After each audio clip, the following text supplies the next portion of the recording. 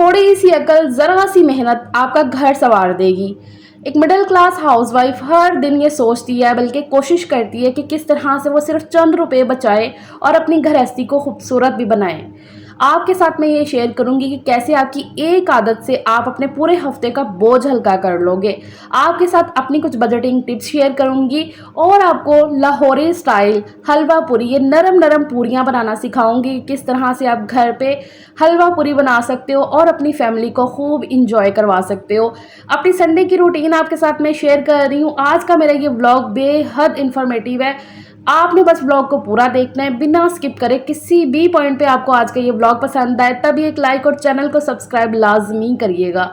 Welcome to my new vlog. अस्सलामुअलैकुम, क्या हाल चाल है, कैसी है मेरी प्यारी सी यूट्यूब फैमिली। उम्मीद है जी मेरी सब शहजादियाँ, मेरी किचन क्वींस सब खैरियत से होंगी। अल्लाह का शुक्र है आपकी आपी भी बिल्कुल ठीक ठाक है, अल्हम्दुलिल्लाह।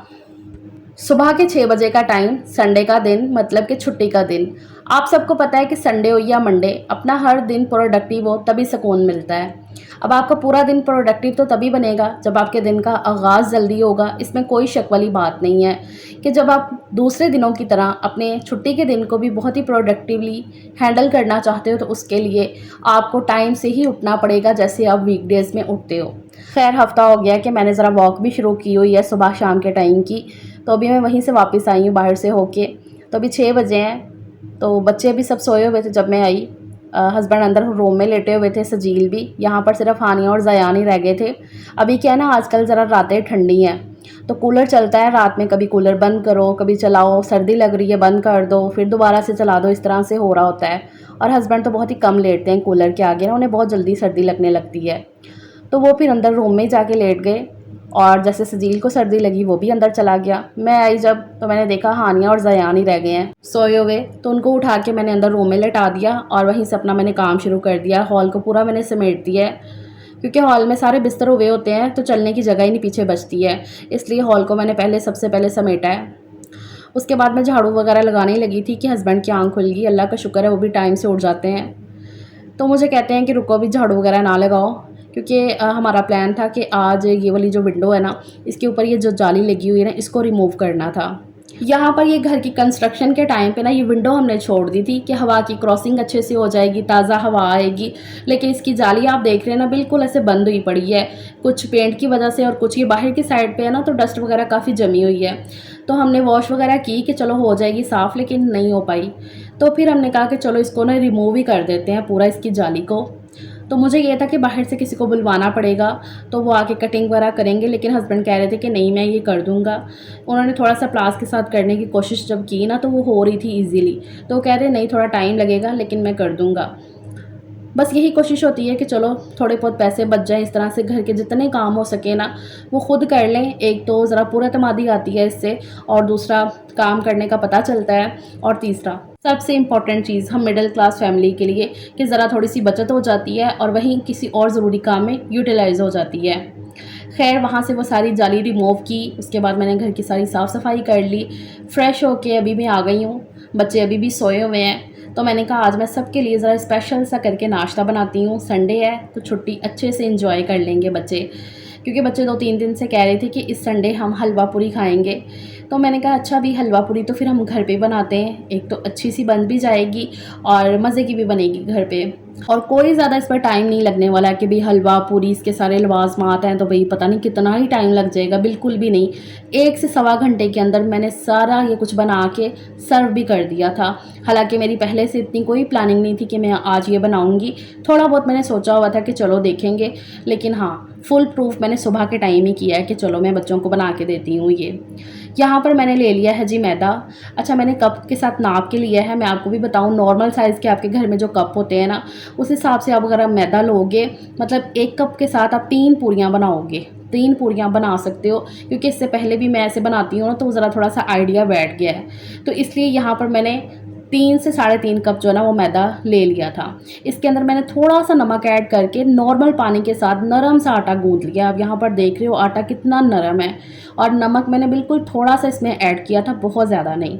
और कोई चीज़ इसमें ऐड करने की ज़रूरत नहीं है मैदे के अंदर, सिर्फ नमक डाला, पानी के साथ नरम सा आटा मैंने गूंथ लिया अच्छे से। इस बाउल में रख के ऊपर से मैंने ये कपड़े के साथ कवर कर दिया, क्योंकि गर्मी का टाइम है ना, तो आटे के ऊपर ना बहुत जल्दी पपड़ी सी बन जाती है, चाहे आप कवर भी करो। तो मैंने इस बाउल के अंदर रखा था, इसका ढक्कन नहीं था, इसलिए मैंने इसे कपड़े के साथ अच्छे से कवर करके तो फ्रिज में रख दिया है।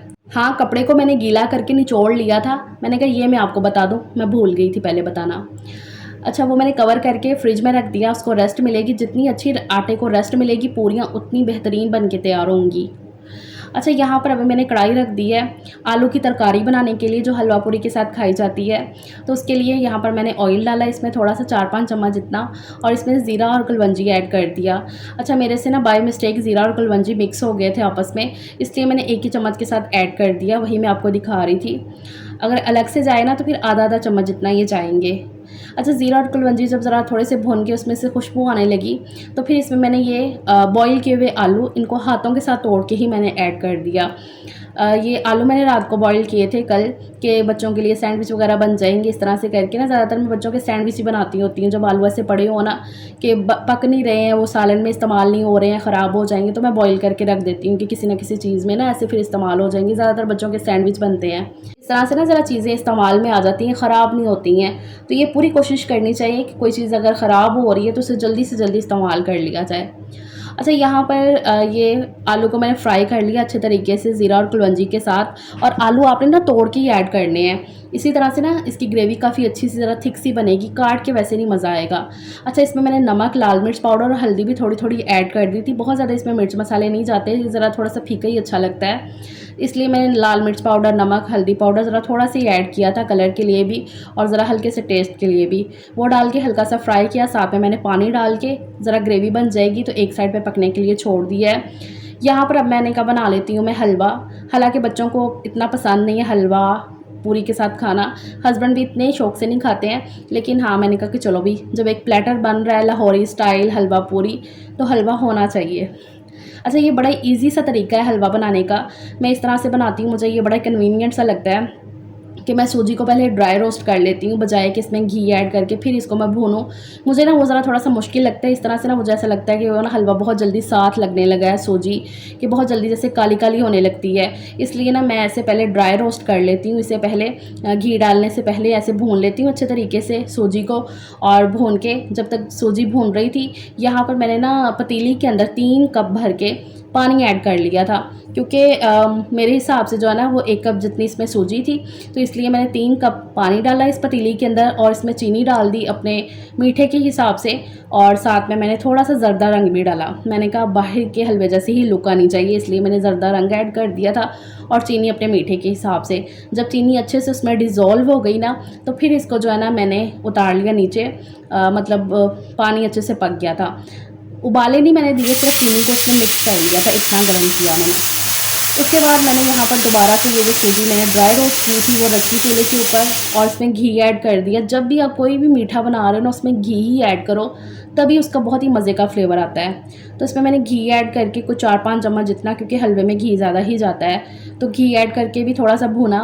जब वो भुन गया तो फिर ये जो मैंने पानी गर्म करके रखा हुआ था चीनी वाला, वो उसके अंदर ऐड कर दिया, और उसे मैंने ढक्कन ढक के हल्की आंच करके ना ज़रा छोड़ दिया था पकने के लिए।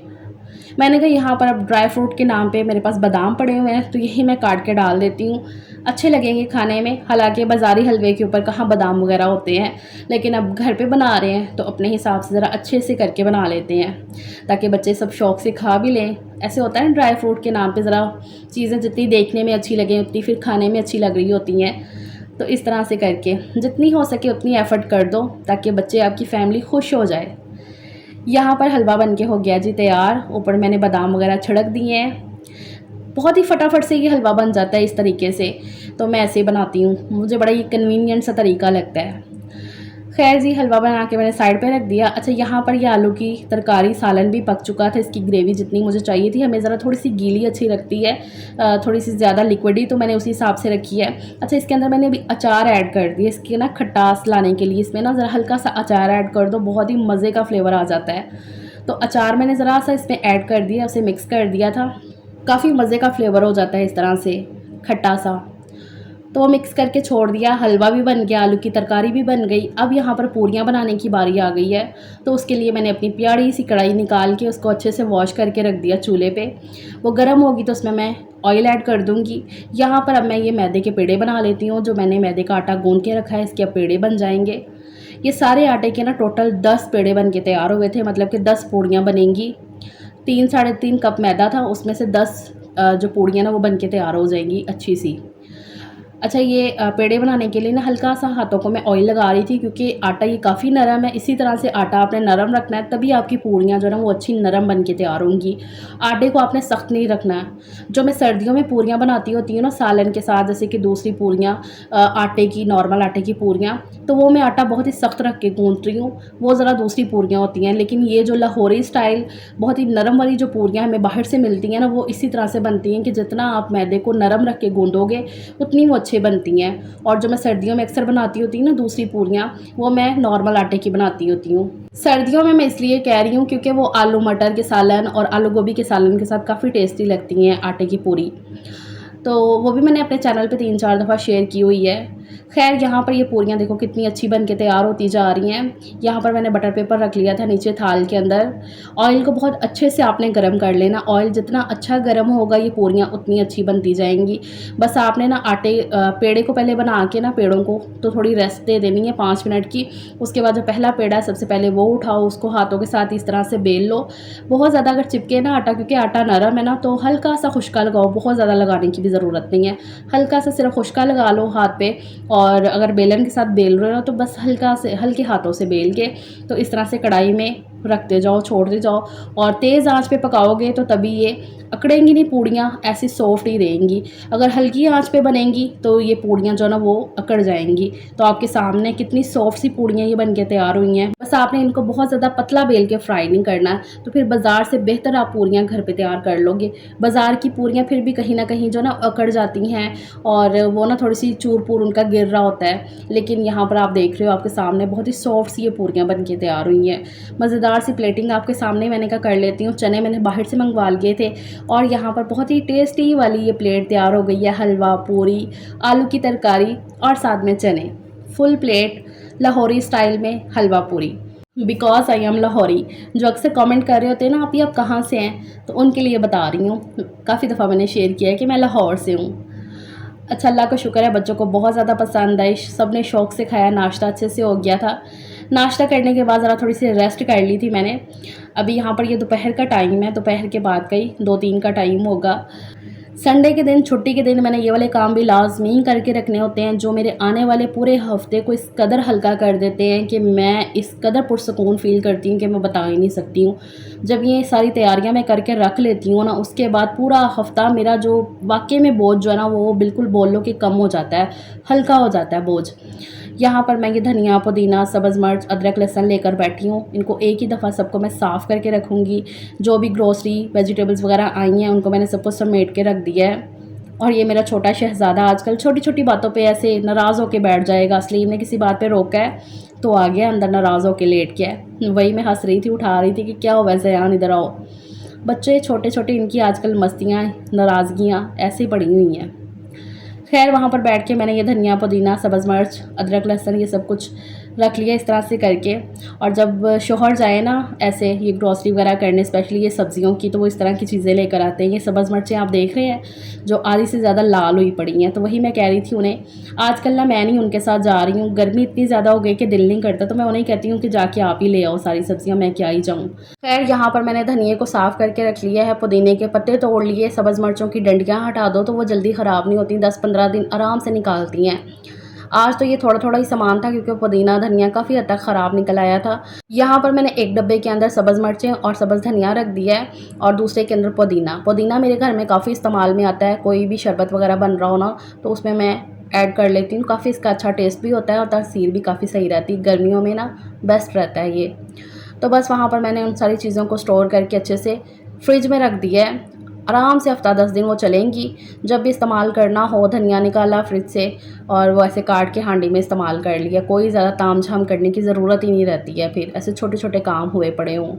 अदरक लहसुन पेस्ट बनाने की बारी आ गई। ये मैंने काट के धो के रखे हुए थे, तो अभी इसका पानी काफ़ी हद तक खुश्क हो गया था। तो अभी इसको मैंने पेस्ट बनाने के लिए 3-4 चम्मच इसमें कुकिंग ऑयल के ऐड कर दिए। इससे ना इसका कलर ख़राब नहीं होता है, एज़ इट इज़ ही रहता है, वरना वो ग्रीन हो जाता है ना अदरक लहसुन, वैसे नहीं होता ये। अच्छा, ये मैं बना ही रही थी कि मुझे याद आया कि मुझे ना 3-4 कमेंट आ रहे हैं काफ़ी दिन से कि आप हमें ये बता दें कि आप कौन-सा जूसर ब्लेंडर इस्तेमाल करती हैं, इसका रिव्यू हमारे साथ शेयर करें। ये देखें जी, ये नेशनल की है 2 इन 1, बहुत ज़्यादा कोई हाई-फाई नहीं है। नॉर्मल रूटीन के लिए ना ये सही रहती है। ये मसाला पीसने वाली डब्बी है एक, इसके साथ-साथ में ये जग है, मशीन है। तो इस तरह से इससे पहले भी मैं यही वाली इस्तेमाल कर रही थी, वो ज़रा दूसरे कलर में थी, तो वो मेरी 1 सवा साल चली थी। 1 सवा साल हाँ, वो चली थी मेरी। उसके बाद ये अभी मैं 4-5 महीने पहले ही लेकर आई हूँ। अभी ये वारंटी में है, इसलिए मैंने इसका डब्बा सँभाल के रखा हुआ है। जब चीज़ें ऐसे वारंटी में हों तो उनके डब्बे और कागज़ सँभाल के रखो, ताकि कभी भी टाइम पड़ने पे ना उनकी ज़रूरत पड़ सकती है। तो आप जाके बता तो सकते हो ना कि हाँ भई, ये चीज़ ख़राब हो गई, तो इसलिए मैं डब्बे वग़ैरह सँभाल के रखती हूँ। तो ये 2 इन 1 है, बहुत ज़्यादा हाई-फाई नहीं है, लेकिन हाँ, डेली यूज़ के लिए ठीक है। बाकी डिपेंड करता है ना कि आप चीज़ को किस तरह से और कैसे इस्तेमाल करते हो। कभी-कभी चीज़ें बहुत ज़्यादा जब इस्तेमाल हो रही हों, तब भी जल्दी ख़राब हो जाती हैं। और बस ये है कि चीज़ों को ज़रा थोड़ा-सा केयर से रखा करो। हमेशा जब भी इस्तेमाल किया, साफ़ करके फिर वापस रखा। और इसकी प्राइस थी आई थिंक 2500-3000 के दरमियान थी, मुझे एग्जैक्ट याद नहीं है, 2500-3000 के दरमियान थी। जब अरूज की शादी की शॉपिंग चल रही थी ना, तभी मैंने ये ली थी। बाकी आप सबको मैंने बताया था कि अरूज को डेंगू हो गया है। अभी अल्लाह का शुक्र है, वो काफ़ी हद तक बेहतर है। आप सब ने बहुत ज़्यादा दुआएं भी की हैं, thank you so very much. आप सबके प्यार की मैं बहुत ज़्यादा शुक्रगुज़ार हूँ। सो आज का मेरा ये व्लॉग है। उम्मीद है जी आप सबको वीडियो अच्छी लगी होगी। तो वीडियो को लाइक करना, चैनल को सब्सक्राइब करना, अपना बहुत सा ख्याल रखना। अपने मैंने बहुत सारे काम करके रख दिए हैं। आने वाला हफ़्ता मेरे लिए काफ़ी पुरसकून होगा। अल्हम्दुलिल्लाह, अल्लाह ताला सबके लिए आसानियाँ करे, सबकी मुश्किलात ख़त्म करे। आमीन सुम्मा आमीन। टेक केयर, अल्लाह हाफ़िज़।